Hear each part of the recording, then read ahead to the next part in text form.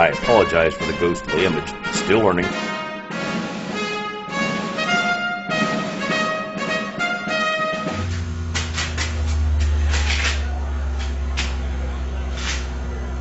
My fellow Americans, I thought it was time that I came out here and gave an accounting of some things that are going on in our country.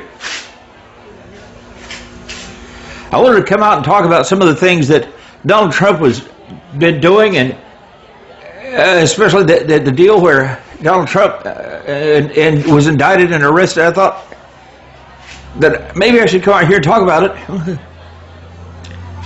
I mean it. It's time.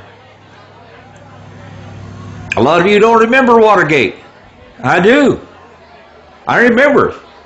I mean it. You don't believe me? Check with my office. Call. I saw Donald Trump breaking into that hotel room. I saw that.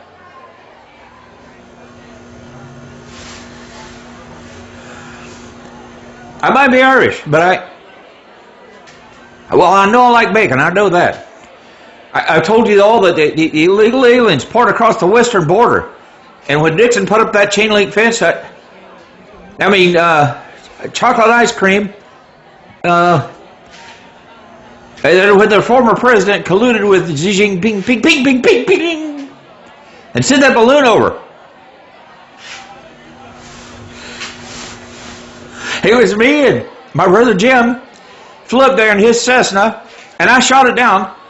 I did. With my official Red Ryder carbine action 200-shot range model air rifle. That was me. Jill, I think I need to... Could you help me change about the pins?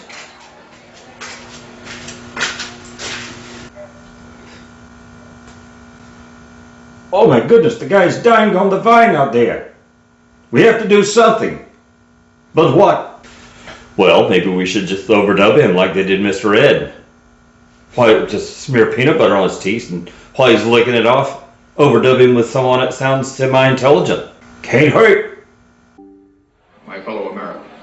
The American people seek to govern themselves to rule themselves to control. I have a dream. Ask not what you can do for your country. Ask what your country can do for you. You and I have a rendezvous with destiny.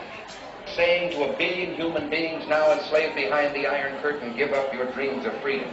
Make a deal with your slave masters. Surrender. Better rev than death. Moses should have told the children of Israel to live in slavery under the pharaohs. We'll sentence our children to take the last step into 1,000 years of darkness. We will make America powerless again. We will make America Poor. again. We will make America Weak. again. We will make America Ashamed. again. We will make America Unsafe. again. And we will make America Laughable. again. Thank you. Jill, you got the pins changed again.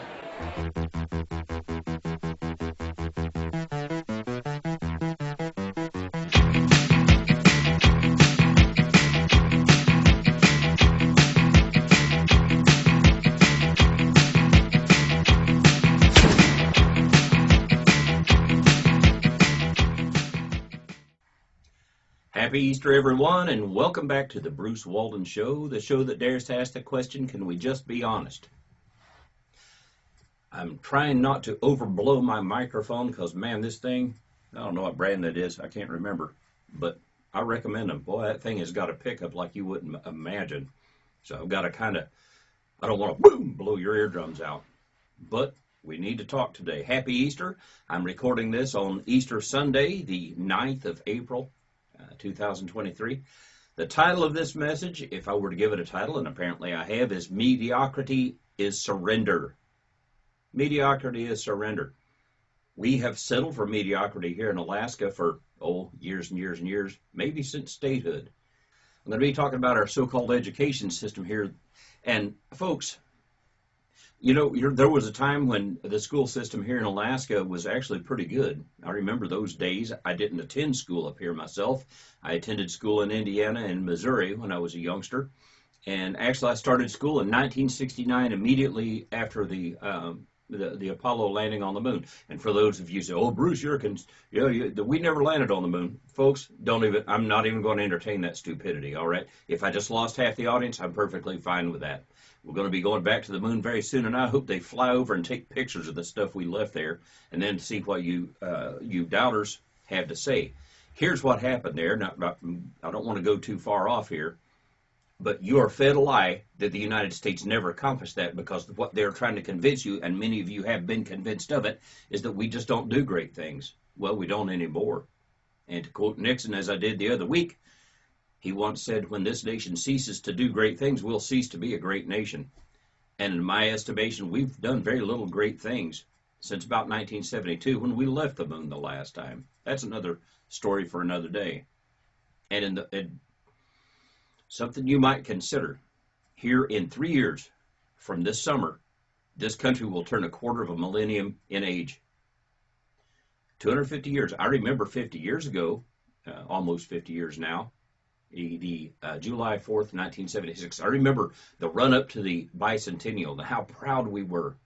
And we were taught in school all about our founding fathers and founding mothers, yes, and all that they did. And we were proud. We were standing tall as Americans, even just having come through Watergate and the end of the Vietnam War, which was not nearly as unpopular as you're told it was in the history books. That's a fact. We'll talk about it sometime. But bottom line, in World War II, 1 out of every 2 people in the ranks were drafted. In Vietnam, is only 3 out of 10. So our brothers that were a little older than me, how proud I am of you. You joined in number 7 out of 10, and you did it out of patriotism. That's true. Proud of you. You've got every reason to be proud. I got every reason to be proud of you. That's not even the subject today. What I'm saying is, we have destroyed our history in the schools and in this country. 1976, we turned 200. In 1969, we went to the moon, and in 2 years, we will return to the moon. And you're hearing almost nothing about it. They've already identified the crew that's going to land on the moon, and you're hearing almost nothing about it. Because remember, you're supposed to be ashamed of being an American. I'm not. I look around at the America that we have spawned in recent years. I'm pretty ashamed of that. But I'm not ashamed of being an American. I'm very proud of who I am. I wouldn't trade places with anybody outside of this country. My first grade teacher was this angelic, sweet, grandmotherly old lady named Mrs. Kubel. God rest her soul. And she was a saintly, wonderful lady. And I remember the year that the hippies pushed the getting rid of the dress code. And Mrs. Kubel, she said, "Children, there is no more a dress code, but I hope you'll take pride in the way you look." I remember that year also, there were a couple of teenage boys. Our school was right next to the municipal airport in Kokomo. And a couple of kids got drunk and stole an airplane and crashed it right on the runway. And you could see it from our window. And Mrs. Kubel took us to the window and pointed it out and said, "Children, those boys died in their sin." Can you imagine a teacher with the audacity to say that nowadays? I can't. Not nowadays, for the most part. But it was a different time. And I'm not being too mean to the hippies, because the hippies we had back then weren't near as bad as the ones we got nowadays, not even close.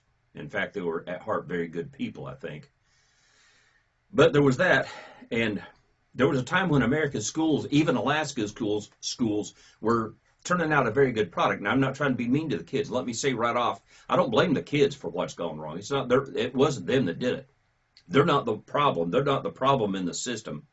The system is the problem in our system. You say you got rowdy kids in school? Yeah, because the system allows them to be rowdy, and the kids that are there to learn don't really get a chance. We'll talk about that in a little bit. Those of my generation are the ones that I blame. And I blame the guy that meets me in the shaving mirror every day, because I could have done more. Say, "Bruce, what could you have done?" I blame Bruce. Because although I was in the Army and I was away from Alaska when all this was starting to slowly deteriorate, I had nephews and nieces that were in the school system here in Alaska back in the early 80s. And they were learning back then, although it was getting a little rowdy at the time. But the school system then, compared to the school system today, was stellar. It has gotten steadily worse. Folks, you better start thinking about this, and you better start thinking about it when it comes time for school board elections, city council elections, state legislature elections, and gubernatorial elections, and so forth. What they do in D.C., they do in D.C. This is our home.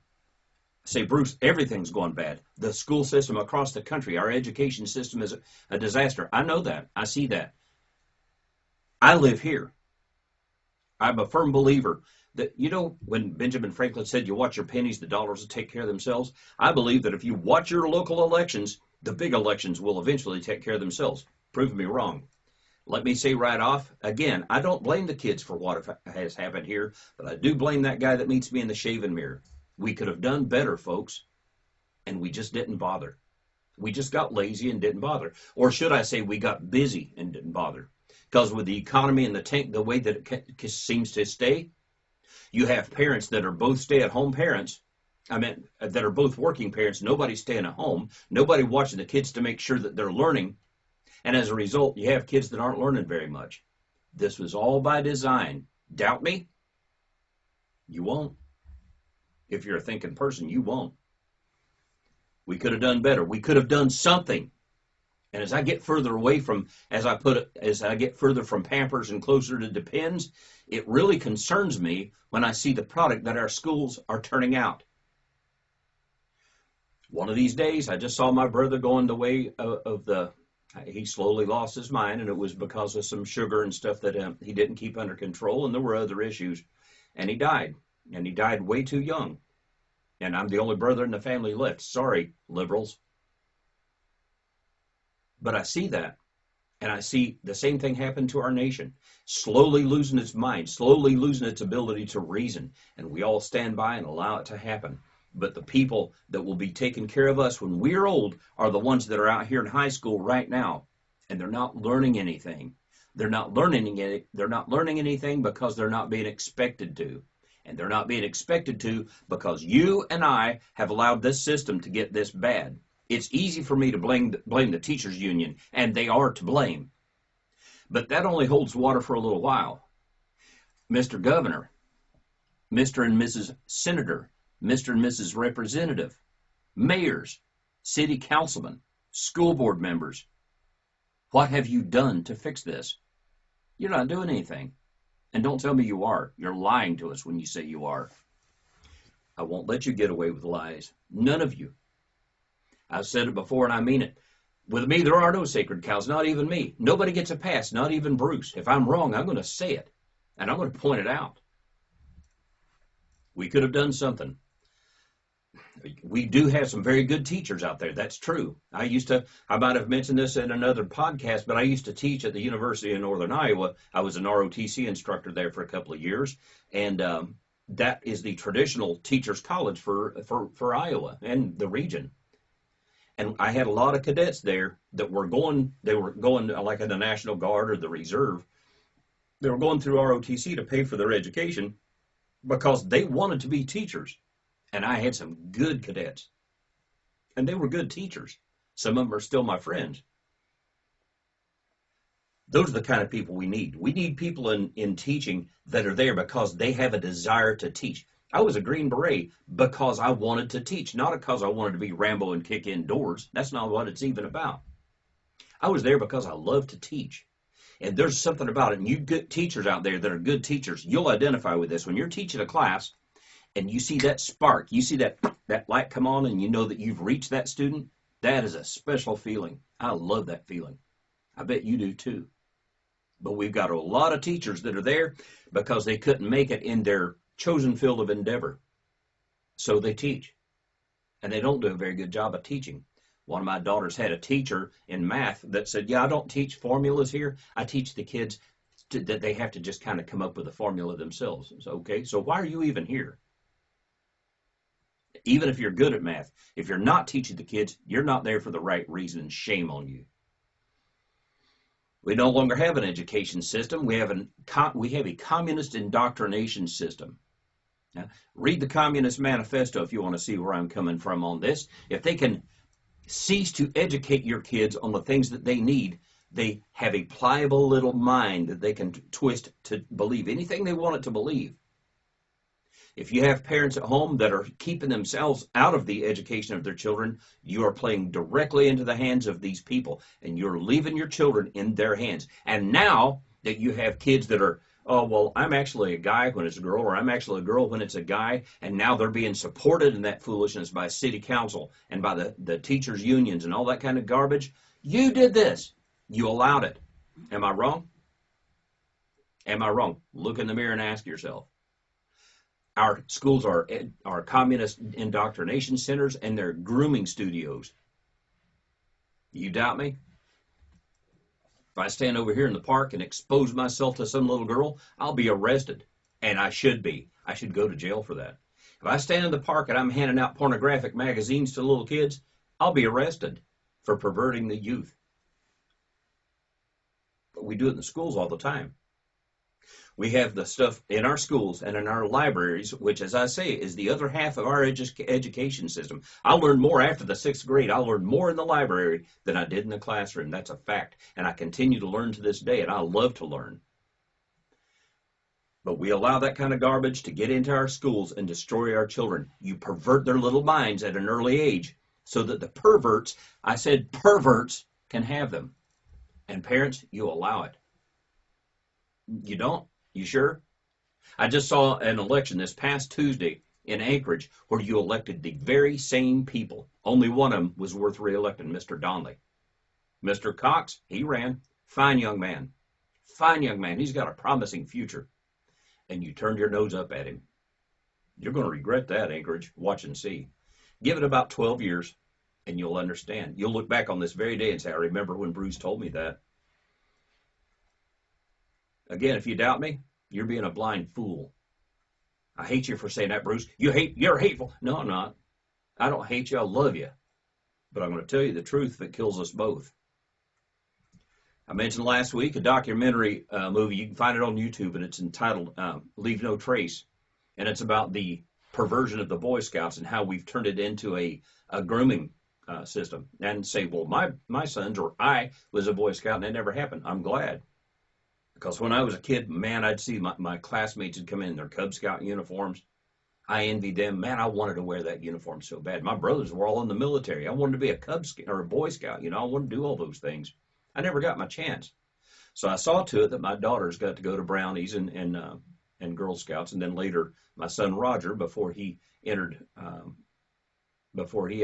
kindergarten, I got him or when he was in kindergarten, he was in Tiger Scouts, and then a bunch of stuff happened, and that didn't continue. Looking back on it, I'm glad it didn't. Watch that movie, you'll understand why. We were warning you, 20 years ago, when the homosexual community came out and said, we want to be scout leaders. And we said, we're going to regret this, folks. If this is allowed to happen, you're going to regret it. And now, every time you turn on the TV, if you were a Boy Scout and you were molested, blah, blah, blah, were you warned? I wrote a whole book entitled, Were You Warned?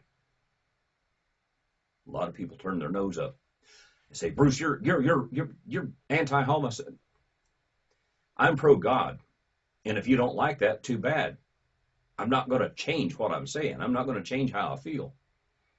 That being said, there is an organization out there, and I saw this gentleman being interviewed, and it's called Gays Against Groomers, or Against Grooming. And this guy said, when you put that so-called pride flag in the classroom, you do a disservice to the kids, and this isn't his exact words, but he said that flag is about nothing but sex, and it has no place in the classroom. And this is a gay guy. I saw another one who is he's a drag performer, and he said basically the same thing. He said, when you have drag queens coming and dancing in front of your kids, said drag is all about sex, and you're exposing your little youngsters to it. And he said there's no room for that.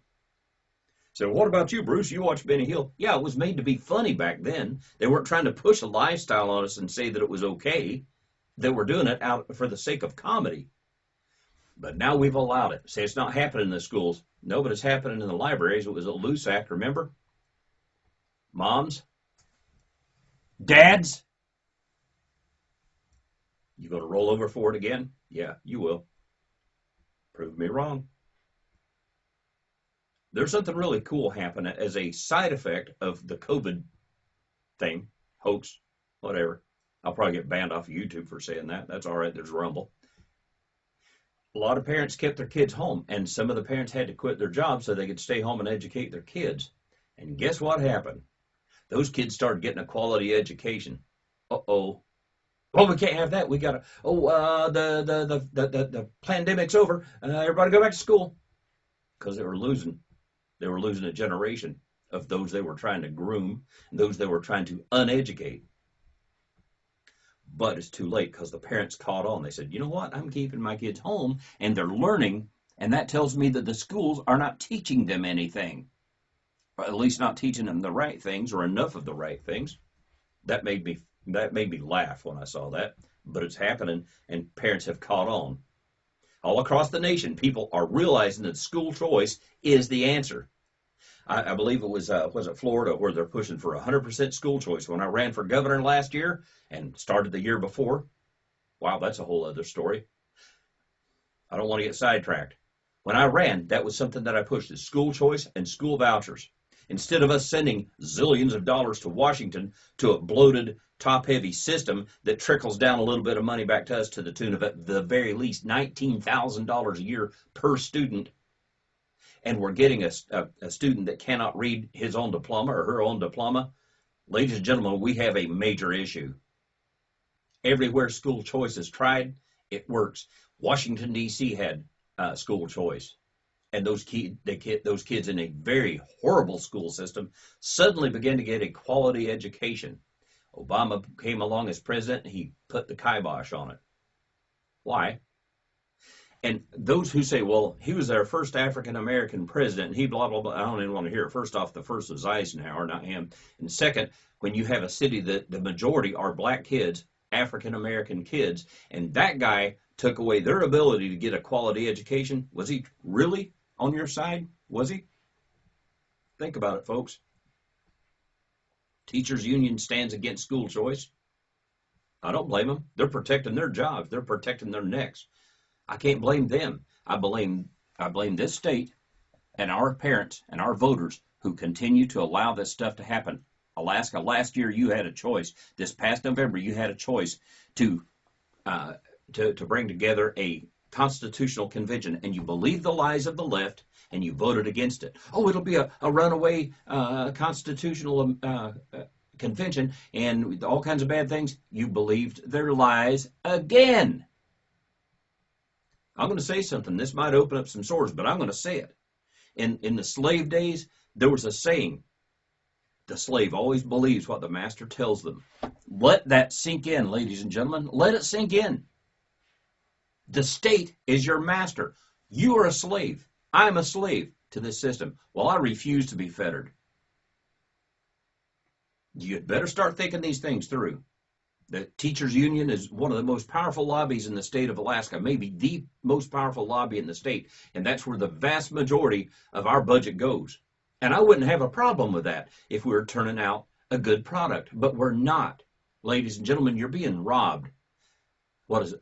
Billions upon billions being pumped into the school system in this state of ours, and we're turning out kids that when they go to college outside, they have to take remedial classes because they're not ready for college. That may be the case in other states. I don't know. And I do care, but I care most about Alaska. As I put it, some people hate me for saying this. The United States is my nation. Alaska is my country. And I'm that nationalistic about Alaska, if you will. No, I'm not for independence, because we'd be overrun that fast if we were independent, no matter how many guns you've got. That's another story. We'll talk about it in another podcast. Are there successes out there? You better believe there are. There's a system, and I'm going to read a couple of paragraphs from a brilliant book written by a brilliant author, and the title of the book is There's No Such Thing as Can't. And there's a chapter in there called Edumacation, and we're talking about what was called the KIPP, K-I-P-P system. The KIPP, that stands for Knowledge is Power Program, and that goes back to, I believe, George Washington Carver, I believe, the one that said that education is the golden key to opportunity or freedom. Go look it up. But the KIPP schools were started in 1994 by Mike Feinberg and Dave Levin. both teachers. They started a fifth grade public school program in Inner Houston in 1995. Feinberg remained in Houston to lead KIPP Academy Middle School, while Levin went back to New York City, to found a KIPP Academy there in the South Bronx. These initial programs, were the starting point for a growing network of schools that continue to change the lives of students in poor communities and redefine the notion of what is possible in our public education system.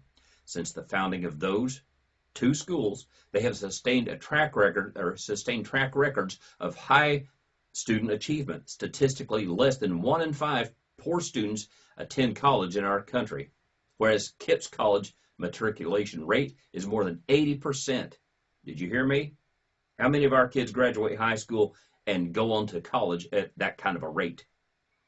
80% for students who complete the 8th grade at KIPP.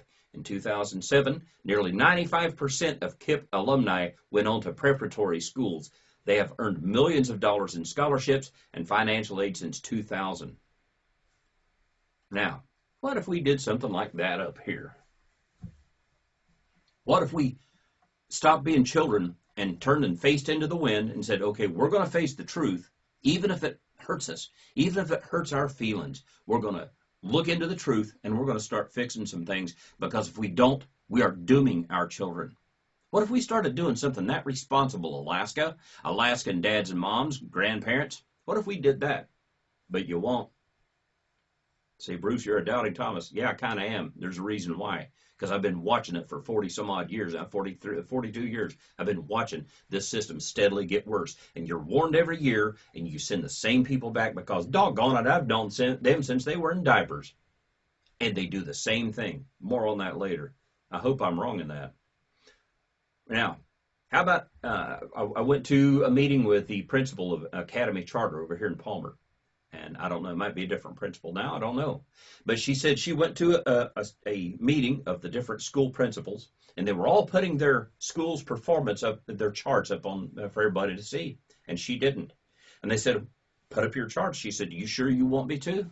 And they said, yes, we want you to. She put hers up, and here's the typical students, here's hers, right off the chart.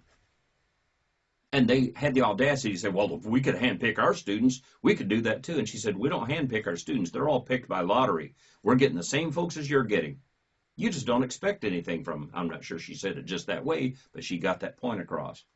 Those kids are coming out of that school, and I mean they're on target.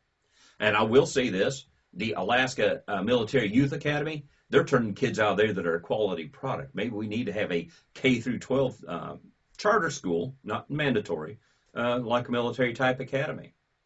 Maybe that's something, well, we'll talk about that as we roll along. That might be a good thing. Organized homeschools. How about this? You get parents that they homeschool their kids because they don't trust that garbage out there, and rightly so.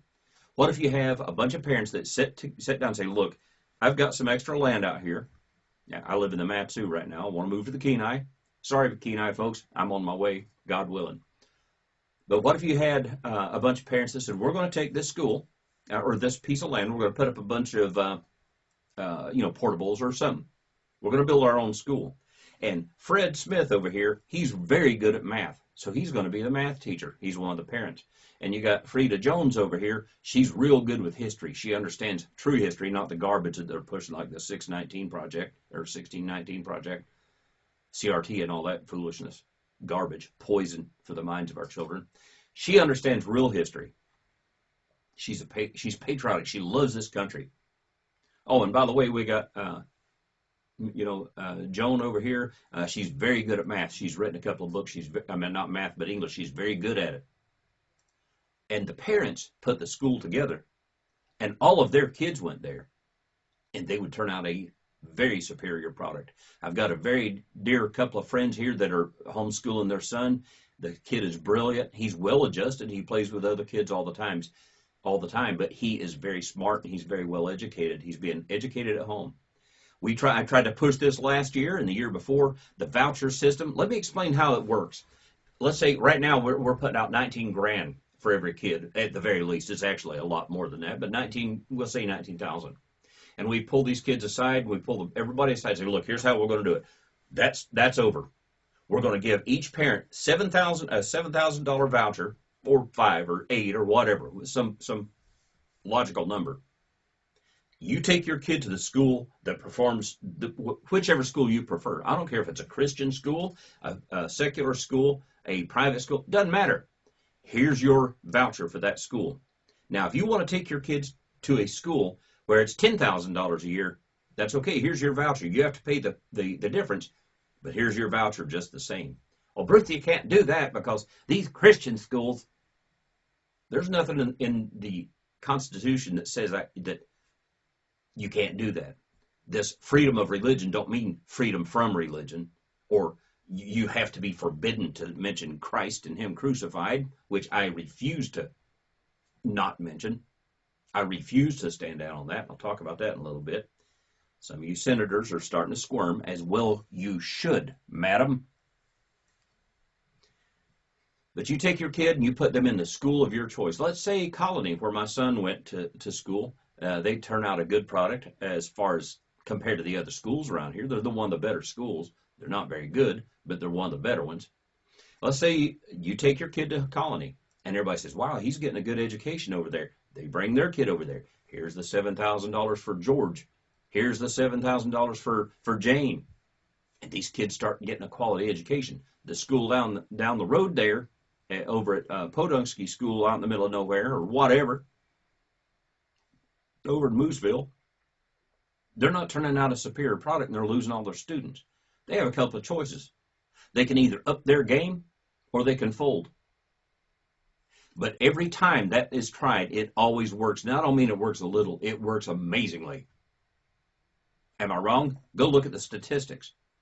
Are you okay with the garbage that they're teaching your kids and how that they're being taught in this state? Because if you are, just keep voting the way you do. Keep sending the same people to the school board and to all these other offices. But if you expect your kids to get a quality education, you'd better start thinking a little bit, folks. You better think you better think a little bit deeper than just glancing at a voter's pamphlet at the last minute as you walk into the booth. I had a guy one time call me from the booth and said, Bruce, I don't know you. Tell me something about yourself. Like, seriously, dude? You just now want to get in contact with me? You're standing in the booth. Shame, folks. Our classrooms are out of control. You got kids that go in there and they begin to scream. And don't say it's outside. This is happening right here. I have a friend that his kid is in school in Anchorage, and he's trying to take a music class, and they're so rowdy, the teacher is screaming until she became hoarse. And the kid came home and said, Dad, I don't want to go to school there anymore. And he explained why. That's not acceptable, folks. My oldest daughter, we were outside, right before I retired, she went to school in Spanaway, Washington. And Spanaway is one of the more conservative parts of Tacoma. And she went and sit in the girls' room and cried because the kids were so out of control, screaming, hollering, yelling at the teacher. And there was no educating going on there at all. And we're getting that way very quickly, Alaska. And apparently you're okay with it. Am I wrong? Got a friend whose kid was about to take one of the tests that they take the last year, and they gave her a set of earphones. And she said, I don't need these. I've been living in America I was born here. But because she is Asian, they were going to try to get her to take her test in her language. She said, I don't even speak that language. And in their defense, they said, oh, okay, I get it. Folks, when we bring immigrant kids to our schools and we teach them in their own language, do you really think you're helping them? The language of science, the language of commerce is English. Not Lower Bulgarian or whatever, it's English. Those of you who are pilots that have flown in and out of other airports throughout this world, you know what I'm saying is true. You have to be able to understand and speak English, or you can't fly in and out of most places. So we better get serious about it. Stop teaching these kids in their language. If they don't speak English, have remedial classes, teach them English until they're good at it, and I'll talk about languages here in a minute. But you do them a major disservice if you're teaching them in their own language, and you're wasting money. Now, before I go on too far here, I want to talk about this business, talking about Christ. One of the best well, she was awarded the best principal award here in the Matsu here recently, very recently. I won't go into the story because I can't speak about it. I'm not well versed in it well enough to be able to speak about it that intelligently. And she recorded with her phone as the state troopers came and took her in a car to Matsu Regional to be psych evaled. Some of you people, and I'll find out who you are, that are in the Senate, voted for that. You voted for that. And we warned you that it wouldn't be, that this was the kind of thing that's going to happen. And you said, no, it wouldn't. Then it happened. I want to get you, if you have the guts, to sit beside me on this podcast or on this blog and explain yourself. I don't care how Christian you say you are. I don't care how conservative you say you are. We see through you. We will come after you. We will replace you. That's a guarantee. Now, send the state troopers and have them arrest me and take me into Matsu Regional to be psych evaled. Go ahead. I'll record the whole thing too, and I'll report that too. Or are you going to have me thrown into the inner sanctum like they did that nut there in Washington for 2 years? We teach a zillion different languages in Anchorage, or we teach in those languages. That's not good enough, folks.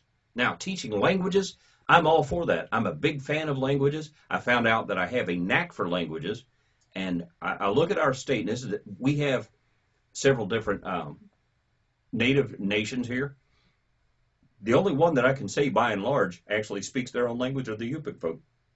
And I wish they all did. I'm actually learning to speak Yupik myself because I'm thinking, I live here in Alaska. Why in the world wouldn't I speak their language? I mean, I understand most of the people who live here now are not native folk. Nevertheless, that's part of our heritage. I would say to my native friends, go back, relearn your languages. Get with the elders, learn your language. And if you're having trouble with it, there's a book that I always recommend. And it's called How to Learn Any Language. It was by a gentleman by the name of Barry Farber. You can always find it on eBay for like $4 or $5. I don't make a penny off of it, but I buy them all the time and give them out as gifts. But here's the cool thing. Now you can download the whole thing in PDF, so it don't cost you a dime. But if you use the 5 or 6 tricks that he shows in that book, you'll be able to learn any language you want to learn. And I can attest to the fact that it's true. I speak at least some. I won't say that I speak them. I speak some English. I study about 8, 9 different languages nowadays. You can do it by learning those tricks. But I was talking to a friend of mine who's Tlingit, and their young folks don't speak Tlingit at all. And I said, get this book, learn the lessons, go to your elders, learn your language. If it was up to me, every Alaskan would have, I learned German in school because it was an easy A for me because we spoke German in my household because that was our secret code. Wann ich frage eine Junge, wer spricht es, aber meine Vater und Mutter spricht es nicht. So das war unser Geheimsprache. But anyway, back in those days, we did that. English is our language here, but learn a foreign language. I've never learned a language and then later said, well, I wish I hadn't done that. That's a waste. I've never learned anything really and said, I wish I had. Tell me that those old languages can't be saved. Look at Israel. Yeah, they learn Hebrew in the synagogue, but by and large, the people didn't speak Hebrew. Then when they went back to Israel, guess what? They learned to speak Hebrew. They got it right. The Bethel Council, they were told by the state here a few years ago, you have to have all your city council meetings in English. And they said, no. First off, from now on, they will be exclusively in Yupik. Furthermore, if you come here, you have to either learn to speak Yupik or you have to hire one of us to interpret for you. And I said, good on them. As a conservative, that did my heart good. It is not the state's place to tell the localities what they have to do. However, if you come out here into the big world, into the bigger world, English is what we speak out here. So you need to learn to speak English. But if you live in some small town out on the Kuskokwim and all you're ever going to do is what your ancestors have done there, who am I to tell you what you have to learn as far as a language goes? But here, where we live, English is the language that we use. What if we had a governor that, let's talk about the Biden bathroom mandate. Biden here this last week or so I saw mandated that kids that identify as the opposite gender of what they were born with are allowed to use the other bathroom. If you're a boy, you feel like a girl, you get to use the girl's bathroom. That was a mandate, apparently, from Biden. He's at least pushing it. What if we had a governor that had the guts to do like Parnell did when the EPA came up to the chicken mine and tried to shut it down? And he said, I don't recognize your authority, and if you don't leave, I'm going to have the state troopers slap the cuffs on you. What if we had a governor with a backbone that would do something like that and just tell these people, our girls are girls, our boys are boys, and that's never going to change. And if you take a boy and you chop off his plumbing, he's just a boy that no longer has his original plumbing. You take a girl and remove her breasts and give her a bunch of testosterone that she's not used to getting, and she goes bonkers and starts spraying and slaying in some school somewhere. What do you think is going to happen? Us who are men, we got our testosterone a little as we grew. You take this girl that just, bam, here's your testosterone, here's a lifetime supply, and something snaps and they go off the deep end. What did you think was going to happen? Folks, is being pushed on our young folks, and that kind of foolishness is being pushed on our kids in school. This is happening all over, Bruce. I know, but I live here. If this business isn't fixed very soon, there's some very troublesome times coming, folks. I hope you'll catch on to what I'm telling you. Alaska's our home. What's happening outside is a concern, but what is happening right here is my main concern. If you don't fix it here, it's never going to get fixed. Our kids, yes, all of our kids, but they're being lied to, and they're being made to believe lies. They say, well, there aren't just two genders. There are a infinite number of genders. I find it strange that when a little boy decides he's a girl, he never decides to be one of those other genders. It's either I want to be a girl or the girl wants to be a boy. Kind of strange about that, isn't it? Our kids are no longer taught to even write in cursive. I had a friend that I used to work with who I asked her, I said, I don't mean to embarrass you. I said, and she's a young girl, youngish, she's in her 20s. And I said, were you taught to write in cursive? She said, I was. She said, but to be honest with you, if I were called upon to write a whole sentence in cursive, probably couldn't do it. Ladies and gentlemen, your kids are being, well, they're being abused, I think, by the system. Back in, I believe, the 1600s, way back in the days, when Galileo said, you know what, I think that the world goes around the sun, and science says that it goes around the sun. The sun doesn't go around the earth, and any of that. And Pope, who was it? Pope Urban the VIII, I believe. He's the one that said, hey, you can't say that, that's heresy. He at first entertained it, and then he said, no, that's heresy. And Galileo's like, yeah, but the science is on my side. No matter what you say, I know that you don't want to hear these things, but the science proves out. Oh, and by the way, the earth is round. I believe he asserted that as well. When you have kids that'll stand up and say, no, I was born with male plumbing, that means I'm a boy and I will grow up to be a man, and men can't have babies. And you have girls that stand and say, no, I was born without that special feature, that means I'm a girl. And I have some other special features that means when I grow up, I'll be a woman and I'll be able to have and bear children. I'll be able to become pregnant. And you have teachers and people in government that dare to sit there and say, you can't say that. You know where we are, folks. We're sick of the excuses, Mr. Governor, mayors, city council, legislature. We're sick of the excuses. You see the problems. It's about time that you start doing something. We'll probably revisit this issue because I'm going to tell you there's more here than we can put out in a single podcast. But I'm going to say this in closing. Guess what the Chinese, Russians, North Koreans, and Iranians aren't teaching their kids in school? They're not teaching their kids, if you woke up this morning feeling like a girl, you're a girl today. Or if you woke up this morning feeling like a boy, you're a boy today. They're not doing that. They're teaching their kids science. They're teaching their kids math. They're not teaching their kids 2 + 2 may equal 4. They're teaching their kids 2 + 2 = 4 here, a million years ago, a zillion years in the future, on the far-reaching other side of the Milky Way, it's still going to equal 4. But we don't even do that anymore. I suspect that it's because our teachers don't even know. I said to a friend of mine the other day, I said, you have these teachers that are teaching whatever the subject is. I'll bet you that if you gave them the test on that, they would flunk. That has been proven to be true. I remember Rush Limbaugh talking about that. They can't pass them because they don't understand the subjects themselves. America, Alaska, you better start waking up. It's not going to get better until you do. I will say this, and I've said this before. If you look at the people that are in office, and let's say you look at the school board, and you say, I don't like this guy, I don't like this gal, because they're not getting the job done. Okay? So you go out there and you find somebody you think can do a better job, and you push for them to run. And when you convince them to run, you get out there and you push and push and push to help them to run. And if you can't find that person, very likely it's because the person you're looking for is the one that meets you in the mirror every day. Think about it. Ladies and gentlemen, may you have a blessed Easter. We're going to take a quick aside to talk about a wonderful character that was dreamed up by my son Jake. May God bless you. Happy Easter. May God bless Alaska. May God bless America. Good night. Yes, it's Man Moose, strange visitor from the boreal forest of Alaska with abilities far beyond those of mortal moose. Faster than a speeding .30-06 round. Able to leap tall communist Chinese-built buildings in downtown Anchorage in a single bound.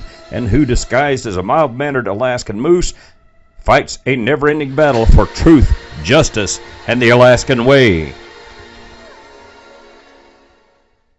I wonder what he'll do when he realizes how powerful he is. Think about it.